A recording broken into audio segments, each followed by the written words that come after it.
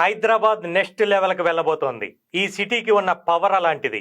4 శతాబ్దాల ఘనమైన చరిత్ర నుంచి అందమైన భవిష్యత్తు దిశగా వెళ్ళబోతోంది. ఇందుకు సంబంధించి ఇప్పటి వరకు కని విని ఎరగని రీతిలో రోడ్ మ్యాప్ డిసైడ్ అయింది. భాగ్యనగర అభివృద్ధిలో గత పాలకుల నిర్ణయాలు ఒక ఎత్తు అయితే, ఇప్పుడు చేపట్టబోయే కార్యక్రమాలు ఇంకో ఎత్తుగా నిలవబోతున్నాయి. ఎందుకంటే ఇది vibrant city, next generation city. అందుకే వరల్డ్ మ్యాప్ లోనే హైదరాబాద్ ఓ స్పెషాలిటీ. హైదరాబాద్ ప్రపంచానికి పరిచయం అక్కర్లేని పేరు. Most vibrant city. విద్య, ఉద్యోగం, ఉపాధి ఇలా అన్నిటికీ కేర్ ఆఫ్ ఇది. ఓవైపు హిస్టారికల్ బ్యాక్గ్రౌండ్, ఇంకోవైపు డైనమిక్ కెపాసిటీ. ఈ నగరం సొంతం మార్పులను స్వాగతిస్తుంది, కొత్త అవకాశాలను అందిపుచ్చుకుంటుంది. జీవన ప్రమాణాలు మెరుగ్గా ఉండే భాగ్యనగరం వెరీ వెరీ స్పెషల్. ఎన్ని ప్రతికూల సిచ్యువేషన్లు వచ్చినా తట్టుకొని నిలబడగలిగే సిటీ ఇదే.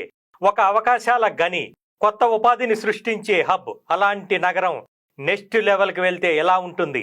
సో సరిగ్గా ఇలాంటి ఫార్ములానే ఈ నగరానికి రేవంత్ రెడ్డి ప్రభుత్వం అప్లై చేస్తోంది.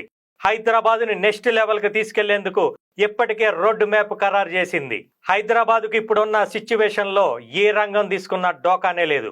అంతటి స్టామినా మన నగరం సొంతం. రియల్ ఎస్టేట్ అయినా, ఉద్యోగాలైనా, ఏ రంగమైనా భాగ్యనగరం ది బెస్ట్గా ఉంటుంది. ప్రపంచ పరిణామాలతో ఒడిదొడుకులు ఉంటాయి తప్ప ఎక్కడ తగ్గేది ఏదీ లేదు, పడిపోయేది అంతకన్నా లేదు. ఓసారి రియల్ ఎస్టేట్ లెక్కలే చూద్దాం. సిటీలో రియల్ ఎస్టేట్ వృద్ధి గతేడాది కంటే పెరిగింది. బయట పడిపోయిందన్న ప్రచారం జరుగుతుంటే అధికారిక లెక్కలు మాత్రం వృద్ధి ఎంత ఉందో సూచిస్తున్నాయి.